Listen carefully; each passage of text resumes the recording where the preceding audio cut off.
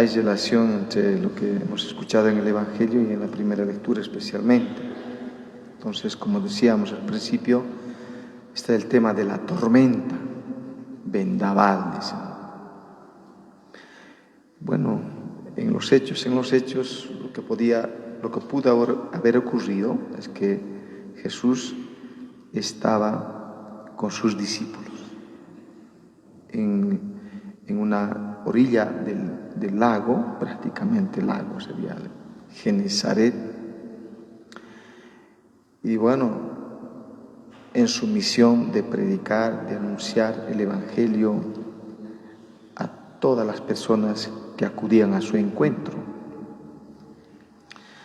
Podían haber seguido ahí tranquilos, no había, podríamos decir, por qué pensar en el más allá, porque pasando el lago de Genesaret al frente ya es territorio pagano, o sea, ya no son judíos.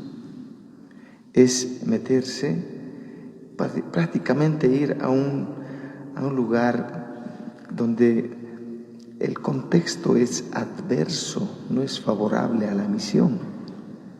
Hay más que todo amenazas, porque tienen que predicar el Evangelio a quienes no creen, cosa difícil. Entonces ese es el contexto, pasar de una orilla a la otra orilla, no quedarse en la comodidad, tranquilos, ya están bien, la gente les entiende, se llevan bien. Pues hay otros que necesitan este mensaje de paz, de amor, de esperanza. Y claro, el mar en la Biblia representa al mal, el espíritu del mal. Y podemos decir también el mar representa al mundo con todas sus amenazas, con todos sus problemas.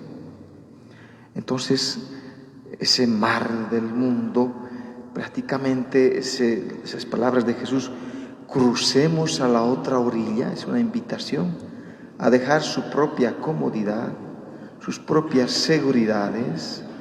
Y podríamos decir que sí, pueden ser también materiales, pero también seguridades de ideas, o podríamos decir entre paréntesis, incluso ideologías a las que el ser humano se aferra, y los puntos de vista, actitudes, forma de ser, forma de actuar propia, que podemos estar muy convencidos de que es lo mejor, quizás lo es, pero en algunas cosas quizás estamos equivocados. A ver en qué cosas estamos poniendo nuestro corazón, nuestra confianza, a ver si está en Dios o a ver si está en las cosas materiales, en el dinero, en la riqueza. De todas maneras, Jesús está pidiendo cruzar a la otra orilla.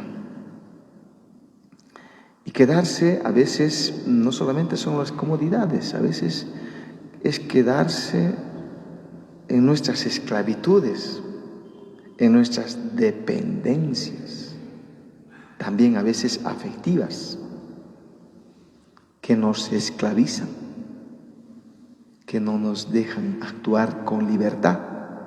Y a veces, como que nos guste, nos quedamos ahí nomás, en el estado de esclavitud, ¿no?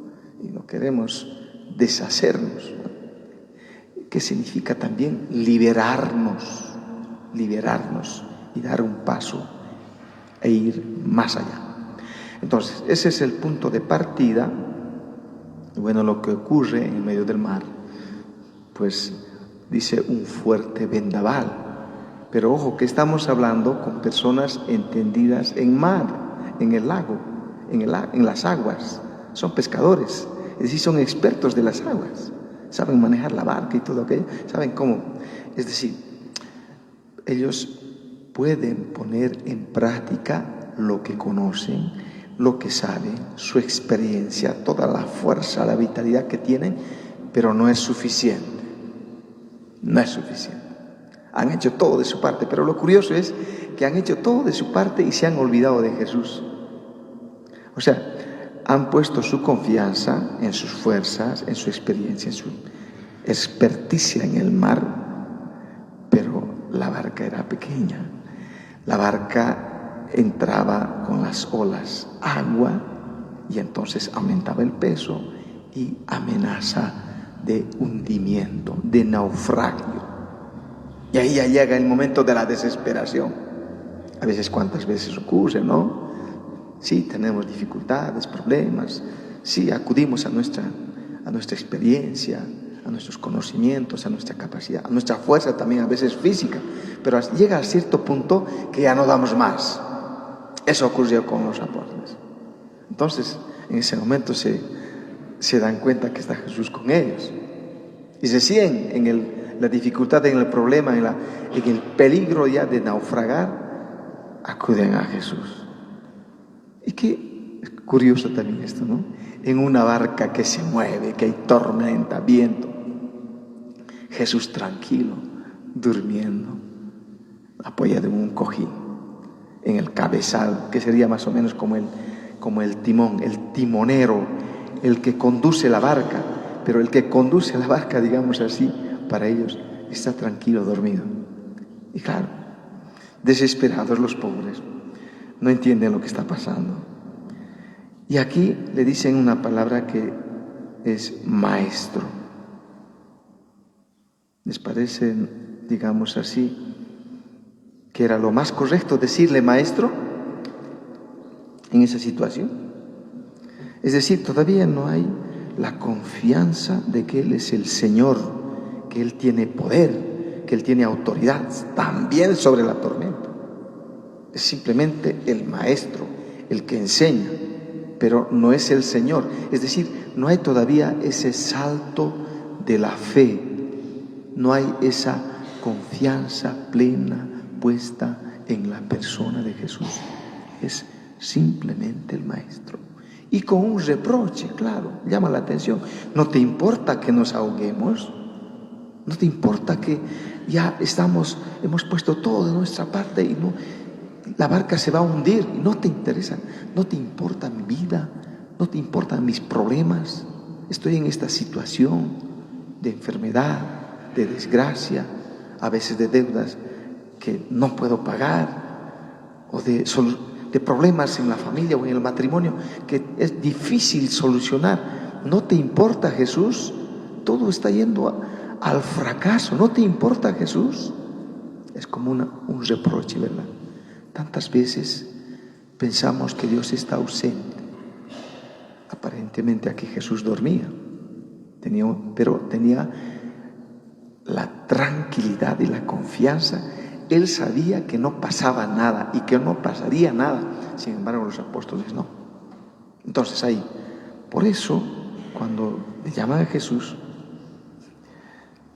inmediatamente no responde, simplemente actúa. Increpó al viento, dijo, silencio, cállate. Son palabras que utiliza Jesús en el Evangelio de Marcos en los milagros de expulsión de demonios, que está el poder del mal en la furia del agua, del lago, del mar. Y entonces, cállate. Ya dijimos la semana pasada, ¿no? No hay que hablar, no hay que dialogar con el demonio, porque tiene tantos artificios que nos convencen. Entonces, simplemente como Jesús aquí ahora interviene con poder, con autoridad, increpó al viento, como dice, silencio, cállate. Entonces, aquí está la intervención de Dios, de la persona de Jesús. ¿Qué sucede? El viento se aplacó. Todo volvió a la calma. Como decimos a veces, después de la tormenta viene la calma, ¿verdad? Vino la calma. Sobrevino una gran calma, nos dice. Y claro, Jesús a su vez les reprocha, como ellos le habían llamado la atención. No te importa que ya no estamos hundiendo, ya vamos a morir. No te importa nuestra vida. Entonces Jesús les dice, ¿por qué tienen miedo? ¿Por qué tienen miedo? Ahora bien, el miedo es una inseguridad. podríamos decir técnicamente, es una consternación del ánimo que condiciona la voluntad de la persona. Y por eso, como decíamos semanas pasadas, tantas veces el miedo, en el caso del matrimonio, por obligación, con amenazas internas o externas, es causal de nulidad, es decir, afecta en el estado de libertad de la persona. Entonces no actuamos con libertad cuando actuamos bajo amenaza, con miedo, en la presencia de Dios. Eso bien sabemos qué es lo que sucede, cuántas veces. Entonces, eso es lo que reprocha a Jesús.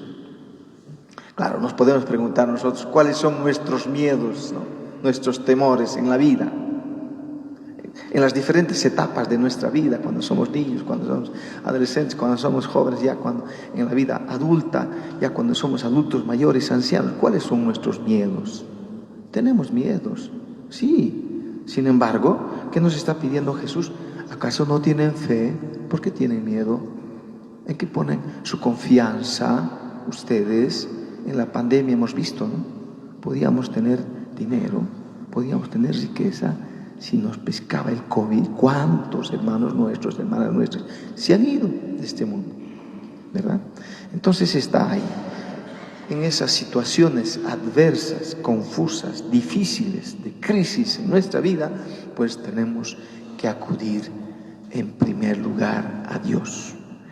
A este Dios que parece dormido. Eso es lo que llama la atención, porque le podemos reprochar, pues ahí, Señor, se está estableciendo un sistema que te excluye sistemáticamente de la vida pública. Haz algo, parece que estás dormido. Y así viene una cosa, otra cosa. A veces parece que triunfa el mal.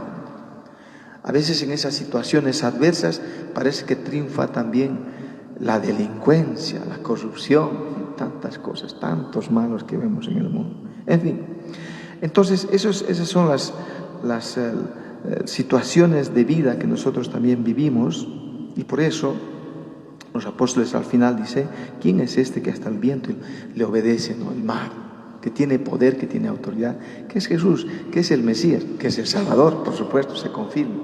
Ahora bien, en la primera lectura que hemos escuchado, tenemos, de alguna manera, leyendo el libro de Job, la historia de una persona que ha vivido diferentes tormentas. La salud de su familia, se han enfermado.